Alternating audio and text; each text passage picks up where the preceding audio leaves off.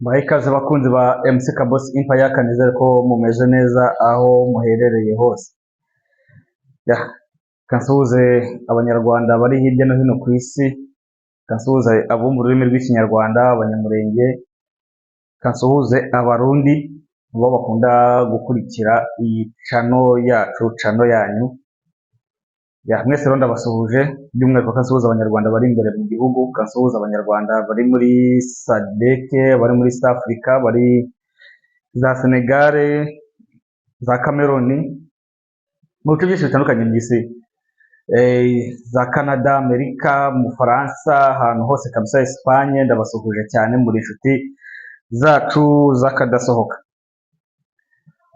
Nuko rero hari amakuru menshi akomeje kuvugwa hirya no hino, ariko ndagira tubanza dusimbukire imbere mu gihugu. Hamaze iminsi nyine hari siroga ngo yitwa ngo guhashya ngo abakomeje guhohotera ngo abacikacumu, ngo abacitse ku icumu igihumbi kimwe magana cyenda mirongo icyenda na kane. Iyo siroga rero yatangijwe na Kagame, ariko mbere yaho twari twabonye witwa Robert Mugabe nawe abitangaza yuko rwose abahutu bagomba kwicwa ku buryo bukomeye cyane, kandi burya kugira ngo abahutu bicwe nuko hagomba kuba habanje gupfa abatutsi. Kubera iki hagomba kubanza gupfa abatutsi? Nuko abatutsi nyine babagira victime, nyine niyo amagingo aba agomba kumeneka kugira ngo barye umureti. Kuba ati hano hapfuye umututsi, aho batafata nk'abahutu nka batanu bo muri iyo zone tayari bakajya kubafunga. Ni ibintu bihari rero, kandi rwose biteye isoni, ntabwo ari ibintu byo kwamamaza, ni ibintu rwose biteye isoni n'ikimwaro. Ibi ndabihera kuki? Ikirehe naho ngo habonetse umuntu w'umukecuru, wo mu karere ka Kirehe, ntabwo ndi bubabwire cano byatambutseho, ntabwo ndi hano kugira ngo namamaze ayo mateshwa, rwose ntabwo nshyigikiye ibintu by'amoko n'ibintu nk'ibyo by'amafuti. Icyo nshyigikiye ni uko twese tugomba kunga ubumwe nk'abanyarwanda, tukavuga ururimi rumwe kabisa, tugasenyera ku mugozi umwe. Uwo mukecuru yagize gutya atashye, ngasanga hari ibaruwa ngo bajugunye munsi y'urugi, ibaruwa ngo yari yandikishijwe ikaramu y'umutuku. Amagambo rero yari yanditseho yuko ngo ni abakecuru babiri ngo basigaye muri ako gace, ngo nabo ubwabo bazabica. Ni umukecuru ngo bivugwa yuko ngo muri jenoside ngo bamwiciye abana 7 ngo ndetse n'umugabo we ngo barabica. Uwo mukecuru w'Ikirehe ngo nabo batangiye kumutera ubwoba. Iyo cano nayibonyeho rwose, ariko ni ibintu nyine bibabaje kubona leta higera itangiye kumanipira abatutsi cyangwa se abo bacikacumu n'isaha, bakaba bakigendera mu gihuha cya minisiteri y'ubumwe iri iyobowe na Dr Bizimana, ufite akarimi gakarishye kabisa kurusha, sinzi ko hari umuntu ufite amagambo mabi muri iki kinyejana cyose kurusha uriya mugabo witwa Dr Bizimana kabisa, sinzi ko hari ubaho. Uwo mucikacumu rero ngo bamwandikiye bamubwira ko bazamwica, ngo uko aya maraso ameze, ngo niko ngo abo batutsi ngo bagiye kubagira ibintu. Uwo mukecuru w'Ikirehe, ibintu biteye isoni no kwibaza kabisa. Umugambi rero wa Kagame, nk'uko aherutse kubitangaza muri cya kinama cyitwa Unity Club, akongera kubitangaza arimo kurahiza bariya ngo bakwiye ibintu by'inteko sinzi y'ibiki, ngo inkiko z'ikirenga, yabigarutseho cyane. Umugambi wabo rero bigaragara ko mu by'ukuri watangiye kujya mu bikorwa. Ku munsi w'ejo n'umusozi ikiganiro cyo ku munsi w'ejo nababwiye yuko zimwe muri tekinike FPR isigaranye harimo n'icyo kintu nyine cyo kuryanisha abanyarwanda. Bamara kuryanisha abanyarwanda, abantu wenda bakaba bazicana ku bwinshi, noneho bakazavuza induru bavuga ati ni FDLR ivuye muri Congo irimo kubica, noneho ibyo bikabahereza uburenganzira bwo kuba bakongera gutera ku mugaragaro. Ibyo rero ni ibintu bigaragara urebye uburyo ki abantu batangiye kubica kuko ikintu gitangaje kuri iyo baruwa isozwa ngo ugomba kwica yanditseho izina ry'iyo naho bagomba kumusanga. Urukumva ko ni igihuha kandi bateguranye ubuswa. Ngaya rero ayo macano kabisa atangaza ibintu nk'ibyo ngibyo ntabwo bikwiye. Mujye mubirekera ba nyirabayobozi babivuge, ariko mwebwe kujya kubitangaza niba mufitemo inyungu, ubwo namwe muzabibazwa, ntabwo bizarangira gutyo gusa. ibyo rero byanyibukije kera niga muri segonderi, hari umwana w'umukobwa nawe wigeze asanga mu makayi yiwe ngo banditsemo iyo,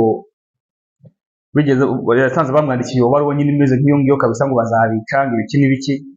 Arangije bafata amakayi yarasigaye yose muri classe barayatabagura. Nigaga mu wa kabiri icyo gihe segonderi rwose pe, cyane ko n'uwo mukobwa twicaranaga nawe rwose yahise avuza induru n'akamo kenshi cyane, yigwishwa muri koma. Ariko igitangaje nuko iperereza ryaje gusanga ari we wiyandikiye iyo baruwa. Ariko ndagira mubwire ko twamaze hafi iminsi 3 tutiga, tujyanwa mu mashyamba bagaca ibiziga bakadukubita, ukirenga bakamukubita. Ariko byarangiye umwana w'umukobwa nta kintu bamukozeho, ngo amategeko ntamureba, ngo ni ihungabana. Ibyo rero leta ibikora ikanabifinansa, abanyarwanda bo tugomba kurenga iyo myumvire, by'umwihariko ntagire umuntu uzagwa mu bishuko bya leta, n'abandi bacika cumu mu gihe batangiye kugwa mu ibyo bishuko bagatangira bandika amabaruwa nk'ayo ngayo. Mwumve ko mutari gukora ikintu cyiza, murimo mutiza imbaraga umugambi wa FPR Inkotanyi, kandi ntabwo ari byiza. Nuko rero ndagira n'ugende mbibutse ikibazo cya Rwamucyo Eugene, nyaboneka ntitumwibagirwe. Rwamucyo Eugene ufite uko ameze nagere gutya ashyire mu gaseke nyaboneka, ni ibintu byiza cyane. Twakomeje agatsiko kari karigize intica ntikize. Madamu Kayikwamba nawe bivuze neza ati ngo bari barigize abapolisi b'akarere. Umuntu yavugaga bamukubise ishoka bakaba baramwishe, cyangwa se bakamutaye mu buroko. Nta muntu wari ukigira icyo akora mu gihugu, nta muntu mu by'ukuri wari ugifite agaciro mu gihugu cye. Umuturage rero bashinzwe kurinda niwe barindagije. Ariko ibyo byose ntabwo Imana yari kubirebera ngo bikomeze bimere gutya ngo bikunde. Oya, ntabwo Imana yari kubirebera ngo bikomeze gutyo. Agatsiko rero Imana ikaba yaramaze kugakuraho ibiganza. Igihe icyo ari cyo cyose kakaba gashobora kugenda, ariko kagomba kugenda mu by'ukuri. Twebwe abanyarwanda nyine twarabaye ibikange, kuko ndahamya neza ko atari imbaraga zacu nk'abanyarwanda zigiye kugakora ku butegetsi. Ntabwo ari imbaraga zacu nk'abanyarwanda, ntabwo ari imbaraga zacu, ntabwo ari imbaraga za opozisiyo, ntabwo ari imbaraga z'iki. Njye navuga yuko rwose ni ubushake bw'Imana bubayeho kugira ngo agatsiko kabashe gutumuka, kandi biragaragara bitewe n'iki, kagiye gutumurwa n'imbaraga zivuye hanze y'igihugu ku buryo bugaragara. Igihe cy'agatsiko kiregereje. Abagabo kabisa bari barabaciye ubugabo, so kubacaho gutyo gusa nyine ngo gutyo, ariko nyine abagabo nyine barabaye nk'abana, barabakanze kabisa. Nta mugabo ushobora kuvuga, ubundi kera twari tuzi ko umugabo ahagarara ku ijambo, ariko iyi ngoma y'agatsiko byari byararangiye. Abantu bagerageje guhagarara, navuga ko ari abadamu rwose, abadamu aho muri hose rero mwubahwe. Agatsiko rero karagiye, ariko kagomba kugenda katadusize ingengabitekerezo yabo ishingiye ku irondamoko. Ni muri ubwo buryo rero nabwira ababyeyi bafite abana bari muri diaspora, cyangwa se baba hanze y'igihugu, mufite abana muri hanze y'igihugu, nyaboneka ushobora kubukunda ibi bintu byo kujya muri ambasade, ushobora kubukunda muri community z'abanyarwanda, by'umwihariko zashinzwe na FPR Inkotanyi. Ushobora kubikunda nk'umubyeyi, nk'umuntu mukuru, n'uburenganzira bwawe rwose pe, kuko uzanabibazwa ku giti cyawe, ariko wibishyiramo abana bawe. Genda nkawe ku giti cyawe, ariko reka abana bawe. Rwose mbateye akamo, ndabinginze, ibyo bintu nimuzajya mubijyamo, aho kugira abana bazabasige buno burozi, aho kugira abana bazabasige ivanguramoko n'ingengabitekerezo zishingiye ku bintu bijyanye n'amoko. Abana banyu nimubarekere mu mago, nimubarekere mu ngo zanyu, aho kugira ngo mukomeze mujye kubandagaza. Uzasanga ejo hazaza umwana arimo kugushinja yuko wamujyanye mu bitari ngombwa. Nimureke abana mujye mugenda mwenyine. Abana nibamara gukura bo ubwabo bazagira amahitamo yabo. Ntabwo ari ngombwa rero mwebwe ngo mubahitiremo, mwibajyana rero mw'ibi bikorwa bya FPR Inkotanyi, by'umwihariko bya diaspora, by'umwihariko za community z'abanyarwanda zashinzwe n'Inkotanyi. Hari ahantu babigishirizamo ingengabitekerezo ziteye ubwoba kabisa, ziteye ubwoba. Nimugende mwebwe bakuru, nimugende mwebwe mwaje gusobanukirwa, ariko nimureke abana banyu, ndabinginze ndabasabye, mwituma abana banyu babasiga ubu burozi. Nuko mureke FPR igenda ari yonyine, nimwitanga abana banyu. Twabonye abana bajyanye mu biraro by'igipolisi n'ibiki, biriya ni ibintu byo kugawa cyane ko burya binagize n'icyaha, biri mu bintu bitumye burya Ntaganda afungiwe irahe imyaka 30. Ni ugukoresha abana mu bijyanye n'ibisa nk'intambara.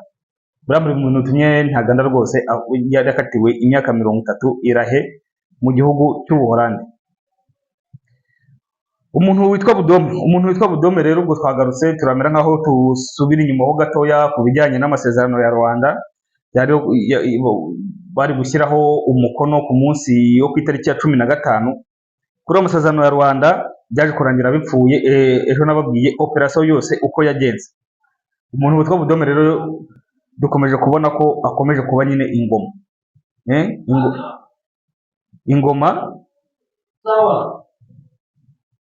Ingoma niyivuzwa, ingoma niyivuzwa nyine uko bibonetse kose. Umuntu witwa Budome rero nawe bamutegetse kuzenguruka ku maradiyo yose ndetse ku ma YouTube yose cyane bishobotse, akagenda asobanura neza na neza ibyo basinyiye. Byantangaje cyane rwose ubwo yavugaga ati ngo Perezida Tshisekedi ngo yabeshye isi yose, ngo Perezida Tshisekedi yabeshye isi yose. Ntibamenye yuko niyo ntambara igezweho. Agatsiko kari gategereje yuko leta ya Kongo izazana agatuza ngo bakagafora ati ngo bize ngo turasane, ariko nkunda kubabwira yuko bari abantu rega imitekerereze yabo yaheze muri 94. Ntabwo ari abantu bigeze bafungura amayindi ngo bajyane n'ibihe. Tekinike na trike bakoresheje muri 94 cyangwa se muri 90 binjira bumva ko n'iki gihe ariyo yakora. Ntabwo rero byakunda. Ni nk'ibi ngibi nyine byo kwinjira mu gihugu ugatafata abakire bose n'abaguzi atunga bose ukihutira kubica. Abakire n'abaguzi atunga bose ukihutira kubica, ukibagirwa yuko ari bo bari bagize ubwo butunzi bw'icyo gihugu ugiye kuyobora. None igihugu ukabona nubwo Kongo rwose ikwiye ugomba gutera aho ibagejeje turahabona, ariko kabone nubwo rwose abantu babihorera gutyo gusa kabisa bari abantu ubwo bazikora mu gihugu birukanye. Ntabwo wakubaka igihugu kuriya ucyuba kugisahura wica bari bakigize aho kugira ngo ubafashe kugira ngo ukomeze batere imbere. Wowe ukarushaho kubica ngo ukomeze icyo gihugu gikomeze kibe igihugu. Rero ntabwo byakunda. Ubwo rero Tshisekedi yabakubitishije diplomasi. Iby'amasasu ngubu nibyo bigiye gukurikiraho na za Sokoyi, ibyo turaza kubigarukaho. Budome rero mu kumutegeka ari gukomeza kumera nk'ako akomeza kwivuguruza. Ejo nabagejejeho operasiyo mbabwira yuko rwose Budome guhera saa 5 z'ijoro byo ku itariki 14 twinjira ku itariki ya 15, Budome ntabwo yigeze aryama. Si Budome gusa n'abantu bose bagize kariya gatsiko bashinzwe kukarinda kugira ngo kadahirima burundu. Ariko Budome yaje gutangaza ikintu kimwe gikomeye cyane. Hari umuntu ejo nabonye asanga ni box ibintu byo kumpakanya ngo ngo dore ngo warabeshye ngo ntabwo ngo bigeze bahamagara ngo Budome ubwe yavuze ati byaje kumenyekana neza ko ngo amasezerano ya Rwanda yapfuye ngo saa 7 z'ijoro nibwo amakuru yaje kujya hanze. Ubwo urumva bo hagati yabo mu gatsiko bakoraga ibishoboka byose kugira ngo Perezida Tshisekedi atazajya i Rwanda murambona. Batangiye kuzana amananiza kuri telefone, narabibabwiye ntabwo ndi busubire muri details zose, kuko bahamagaye Lorenzo agahamagara Kayikwamba bagashaka kumvikana. Kayikwamba akavuga ati oya, bikarangira bafashe umwanzuro ko bagiye guhurira nyine i Rwanda. Ariko ibyo byose byari bigamije kuboroka Perezida Tshisekedi kugira ngo atava Kinshasa ngo ajye i Rwanda. Byarinze bishikara mu masaha y'igitondo, mu masaha y'isaa 12 z'igitondo, Perezida Tshisekedi nibwo yahamagaye umuhuza mukuru Perezida Lorenzo wa Angola, aramubaza ati bimeze bite, ko numva ibintu bikomeje kuzanamo kidobya biragenda bite, inze cyangwa sinze? Lorenzo aramubwira ati ugomba kuza, uruhande rwawe rukagaragara ko rwose wari uhari, ibyundi tukabireba, ariko wowe wahageze. Nuko rero Tshisekedi yafashe indege aragenda. Ariko Tshisekedi yafashe indege abizi neza ko ku ruhande rw'u Rwanda tayari bari batangiye kubananiza. Ubwo rero operasiyo yose nayibagejeho ku munsi w'ejo narigize nsubize uwo muntu. Si umwe se babiri banyandikiye inbox bavuga ati ngo yanga ibintu ngo ntabwo ngo byatangiye nijoro, ngo ayo matiku ngo byabaye ngo ku manwa bageze i Rwanda. Oya, byatangiye nijoro, ndetse Budome yabishimangiye avuga ko byarinze bishyika saa 7 z'ijoro bazi neza ko Perezida Tshisekedi atazitabira kujya gusinya ariya masezerano. Ariko kubera iki babimenyeye i Kigali ariko Kinshasa bo bakibifite muri gahunda? Nuko bari bakigerageza gukoresha ya mitego yabo yo kumufunga kugira ngo atazajya mu masezerano i Rwanda. Tshisekedi rero yarabirenze, afata indege arangije ajya i Rwanda, bategereza Sofia baramubura. Sofia nawe naje kubabwira ko yaje guhaguruka, ayo naho ni amakuru nahagazeho rwose, ari confirmé ntabwo nyasubiraho. Yaje guhaguruka, iyo yaguye ntimuhambaze, niba araguye mu mashyamba yo muri Chad ntumbaze iyo yaguye. Ubwo ngubwo ibindi biramureba, dutegereje kubona izindi mbaraga zigiye kumukubita. Abantu benshi bakomeje kwibaza ati ese ni iki kiri bukurikire, ni iki kiri bukurikire nyuma y'aya masezerano, ni iki kiri bukurikire nyuma y'izi rwaserera zose zari zibaye amasezerano banze gusinyira, biragenda bite? Umuhuza Lorenzo nta kintu atakoze, yashimiye uruhande rwa Kongo, uruhande rw'u Rwanda nyine urumva bo bazanye amananiza, babwira ati se bihagaze bite? Ku ruhande rw'u Rwanda bo bakomeje kuvuga ati bakomeze ngo barebe uburyo ki leta ya Kongo izavugana na M23, ariko ndagira mbabwire yuko rwose ibi bitekerezo bya Perezida Lorenzo wa Angola, ndagira mubwire yuko rwose ntabwo bizakunda, aho faze igeze ahakomeye cyane, tugeze muri ntuze ya nyuma yuko intambara igomba gutangira rwose, kandi ngiye kubahereza ikimenyetso cya nyuma ndakuka. Yuko intambara igiye gutangira, ndaje nkibahereze, ariko reka tubanze dusesengure utuntu tubiri dutatu ku bijyanye n'ariya masezerano kuba atarasinwe. Harakurikira izi nkurikizi. Icya mbere nari nababwiye yuko mbere yuko ari amasezerano asinwa, nababwiye yuko hari ubwoko bw'intwaro Perezida Tshisekedi atari yemerewe gukoresha, ubu tayari zigomba guhita zatangiye kujya ku murongo w'urugamba. Icya kabiri ni uko impamvu yo kuvuga ati ngo FDLR ibintu byo kuvuga ngo FDLR ngo nituma bajya muri Kongo ngo bagiye kuyihiga, ndagira mbabwire yuko iyi mpamvu tayari yavuyeho, FDLR yabaye umwere. Kandi ndagira mbibutse yuko iyo FDLR yari yo mpamvu yonyine yatumaga agatsiko kitwaza kugira ngo bajye kwiba amabuye n'ubutunzi bw'igihugu cya Kongo. Nuko rero iyo mpamvu rero yamaze guterwa ishoti, iyo mpamvu ntikibaye, ntabwo ikiriho. Ubwo rero kongera kubona ku ruhande rw'u Rwanda kongera kubabona bari kwinjira ku butaka bwa Kongo, cyane ko bari no kwinjira rwose, byo nta banga ririmo, bari kwinjira. Twari tubonye ibimodoka byinshi cyane byinjira kabisa, amavideo arahari yagaragaje abana b'inkotanyi nyine RDF inkotanyi bari kwinjira, bagaragaye kabisa barimo kwinjira. Ariko ibyo ngibyo tayari, ibyo kwinjira bitwaje ikindi kintu, ubwo kwinjira kwabo aba ari intambara yeruye bagiye gutangiza mu gihugu cya Kongo. Ntabwo baba binjira bagiye gushaka FDLR nk'uko mbere babivugaga. Iki gihe mu maso y'amahanga bihita bigaragara nk'aho bagiye ku rugamba, nk'aho bagiye kurwana. Ikindi kintu ngira ngo turebeho, dushobora kwibaza ati ese iyi M23 koko nibyo koko hari igihe kizagera ikavugana na leta ya Kongo? Ndagira mbabwire yuko Tshisekedi yarabihakanye. Ndagira mbibutse yuko mu ntangiriro z'iyi ntambara Perezida Tshisekedi yarababwiye ati oya, nimusubire inyuma mushyire amaboko hejuru, buri wese atubwira agasozi yaturutseho tumusubizeyo. Aho kugira babikore, bo bahisemo kurwana. Ibyo bintu byavuzwe n'umuhuza Perezida Kenyatta wahoze ayobora igihugu cya Kenya, arababwira ati icyo gihe rwose nta kintu ntakoze. Ariko M23 bakomeje kugaragaza yuko ku ruhande rwabo icyo bakeneye ni intambara, kandi iyo ntambara nyine bategerezwa kuyibona. Icyo tayari cyaguye mu mazi. Hari ikindi kintu gikomeye cyane, burya mbibutse yuko aya masezerano nubwo atasinwe n'abaperezida, ariko burya hagati y'abaminisitiri babiri, abaminisitiri b'ububanyi n'amahanga, ari amasezerano yari yaramaje gusinya, yari yaramaje kwemezwa. Kandi mbere yuko bayasinya, ndagira mbibutse yuko basubira inyuma bakabanza bakajya kubaza ba shefu babo baba babohereje. Aya masezerano yarasinywe, u Rwanda rwemera yuko rufite ubwirinzi ku butaka bwa Kongo, ndetse u Rwanda rwemera yuko rufite abasirikare 4,000 ku butaka bwa Kongo. Bizahinduka ute noneho u Rwanda noneho Kongo ihinduke ivuga yuko abo basirikare ntabahari, bivuga yuko izo ntwaro ntazihari, noneho ngo amasezerano yongere ngatangire bundi bushya? Icyo ngicyo ndagira mbabwire yuko nacyo ntikizashoboka. U Rwanda rugomba kubahiriza, rutegetswe nk'uko rwose Minisitiri w'Ububanyi n'Amahanga Kayikwamba bivuga, bategetswe gukura ingabo zabo ku butaka bwa Kongo, bakahakura n'icyo kintu cyise ngo ni ubwirinzi. kikahava kikagenda. Ibindi bintu Nduhungirehe byo gutapuresha no guta umutwe arimo, ndagira mbabwire ko ntabwo bishobora gusetinga agatsiko.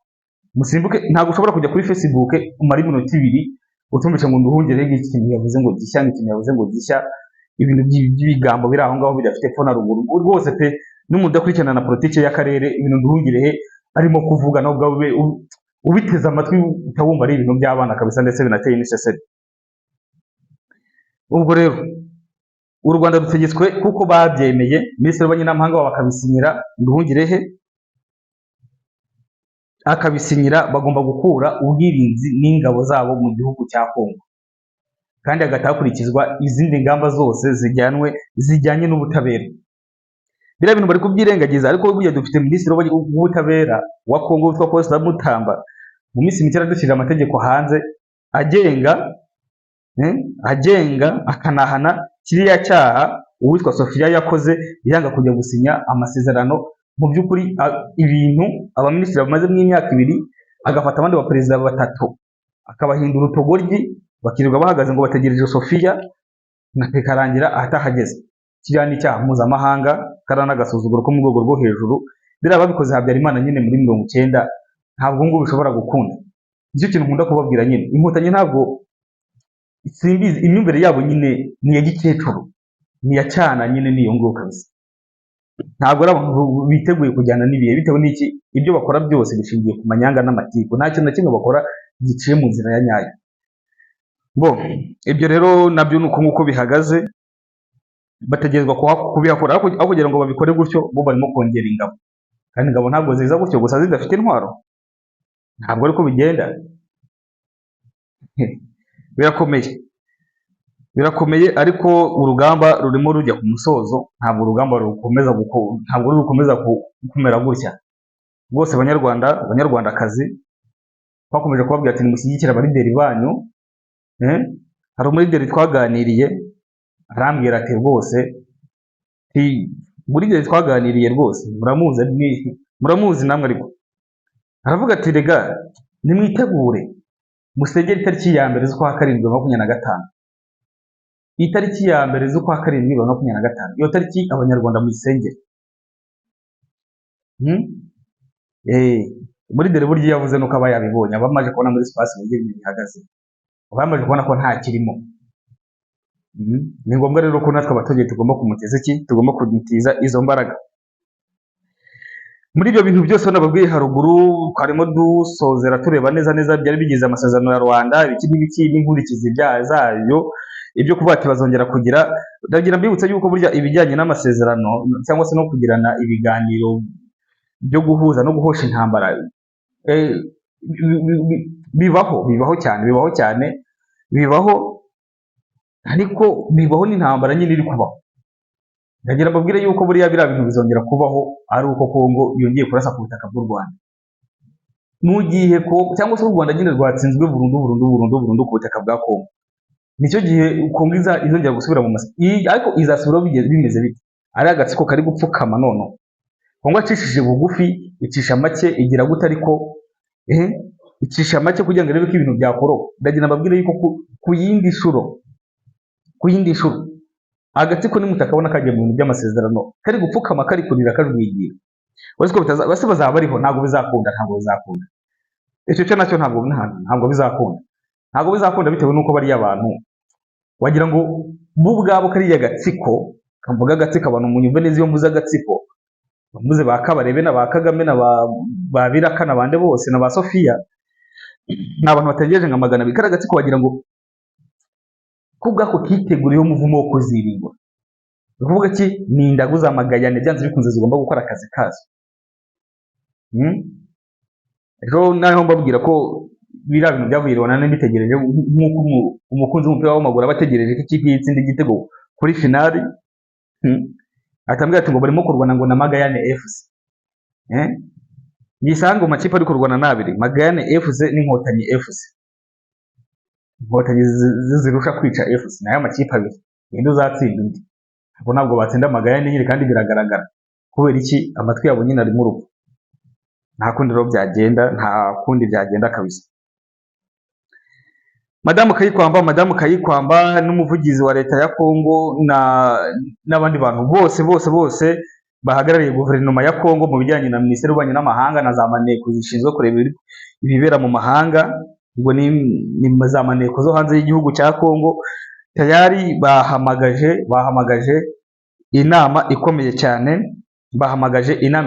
mu gitondo cyo kuri uyu munsi, inama yahuje abambasaderi bose bari mu gihugu cya Kongo. Buri gihugu cyose kiri mu gihugu cya Kongo gifitemo ambasade, tayari bavuganye na minisitiri w'ububanyi n'amahanga wa Kongo, bavuganye abahagarariye za Loni muri Kongo, abahagarariye imiryango itandukanye muri Kongo, abahagarariye ibice by'isi bitandukanye byo muri Kongo mu bubanyi n'amahanga, bavuganye na Madamu Kayikwamba. Madamu Kayikwamba nta kindi yababwiye ni uguhitamo hagati yo gupfa no gukira. Nta kwinginga kwari kurimo nyuma y'ariya masezerano, ari nayo nkurikizi yabyo mbabwira ko n'ibyo bintu by'amasezerano rwose abantu dutangiye tubikure mu mutwe, ntibizanashoboka, biragoye cyane. Madamu Kayikwamba yasabye abaminisitiri b'ububanyi n'amahanga bari muri Kongo, arababwira ati buri wese igihe kirageze ngo agaragaze uruhande ariho. Buri wese agomba kugaragaza uruhande ariho, uwumva atadushyigikiye ambasade ye igafungwa, uwumva atadushyigikiye rwose. Bya bindi byo kuza bakavuga ati ngo baraje bagiye gusura Goma, bakaza bakavuga ati ngo bagiye gusura ngo za Lubumbashi mu bice bitandukanye bya Kongo, ngo barebe ngo uburyo umutekano yifashe.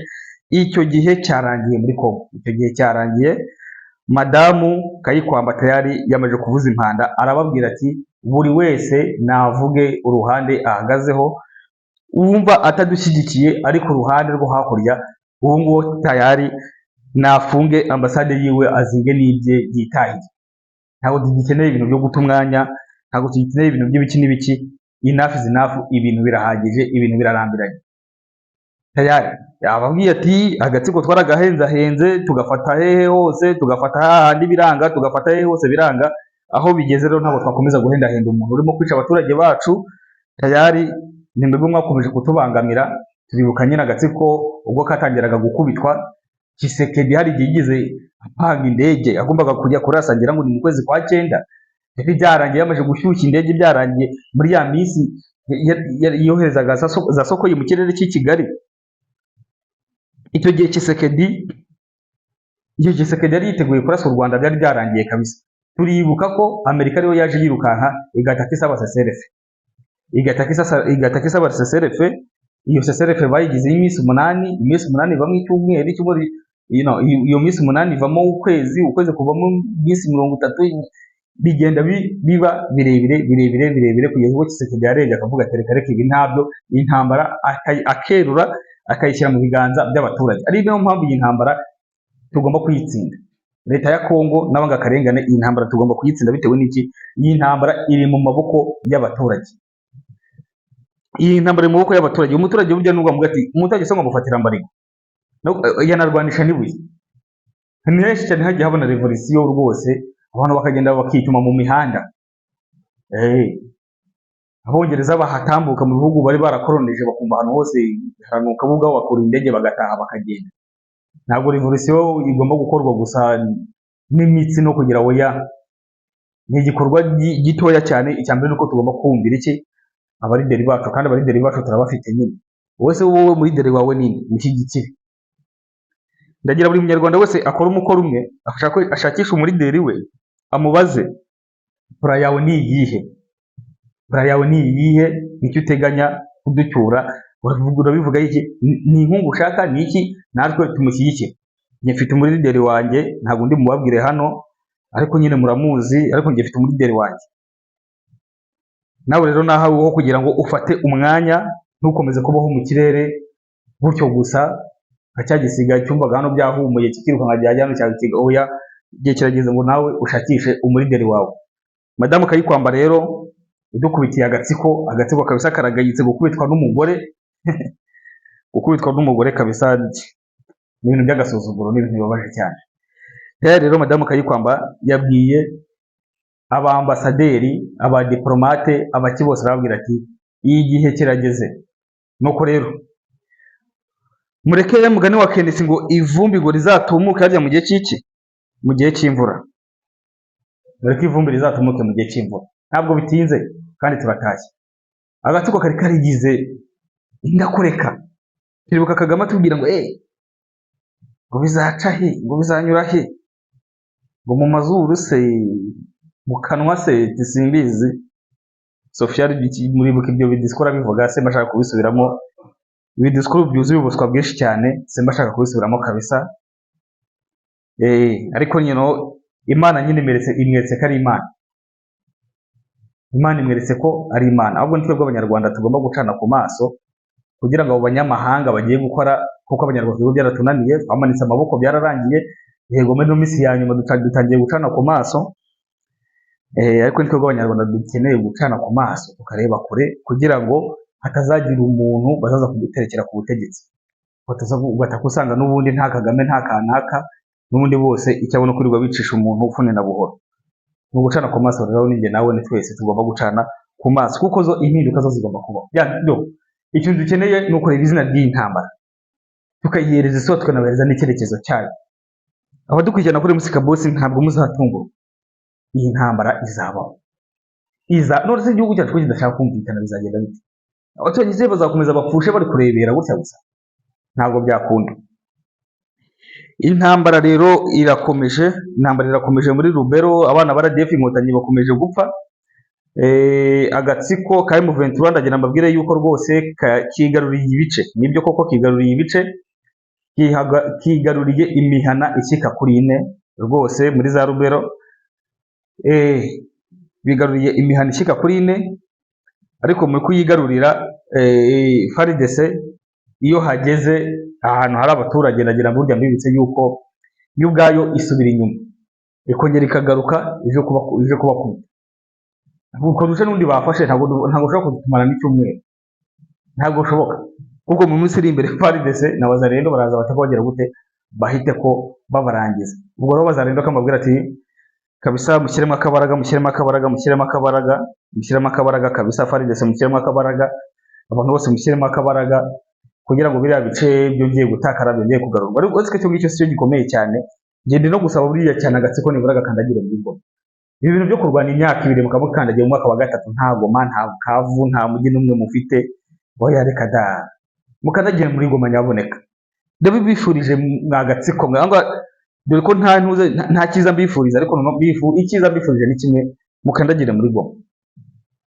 Mukandagire muri goma rwose, mungirire vuba. Yaba FARDC na Wazalendo muri no minsi bari bagabuje bahunza abaturage bakajya ku ruhande cyo cyagoma, tukareba ko M23 RDF M23 bashaka kukinjiramo, nibura aho ngaho rwose byagira agaciro, no tukareba uburyo ki rwose zambikana vuba cyane na bwangu. Intambara irahari kandi agatsiko kagomba kuva ku butegetsi, agatsiko kagomba gukurwa ku butegetsi bidatinze, twebwe Abanyarwanda tukazasigara nyine tukazasiga turi byinshi mu gukemura ibibazo byacu nta gatsiko. Akenshi rero nkunze gukora inama, iyo nama rero namara kuyikora ngafata agatsiko ngagashyira ku ruhande. Icyo gihe rero tuzicara dukora inama twicaye muri cya gisare kinini cyacu, cya gisare kinini cy'abantu batagira amoko, cya gisare kinini twicare hasi tujya inama tuvuga ati agatsiko ka FPR ntabwo bagiye twamaze kugakuramo tayari, twakirukanye twagahaye ibyako, kagiye kari mageragere, kari muri gereza zitandukanye, abandi bariza Arusha, abandi bariza za Buholande, abandi bari hehe, barabona amaje gukora ibyaha ku buryo ki rwose uzakatirwa imyaka mike. Izi nkotanyi uzakatirwa imyaka mike nibura azaba ari 80, uzakatirwa imyaka mike mu nkotanyi ndabibabwiye hano azaba imyaka 80, bidatinze muraza kubibona, bidatinze rwose. Reka dukomeze turebera aho ibintu birimo kugana, ariko nyaboneka dukomeze dusengera abana bacu bari kugwa mu mashyamba ya Kongo, yaba ari ku ruhande rwa FDLR cyangwa se Wazalendo cyangwa se FARDC cyangwa se M23. Urabona bari kugwa ni bakuru bacu, bari abagabo b'abantu, bari abasheri b'abantu, bari abafiance b'abantu. Iyo bagize gukera bo bagapfa nyine urumva n'igihugu kiba kihatakariye, ariko n'abandi benshi barahatakarira.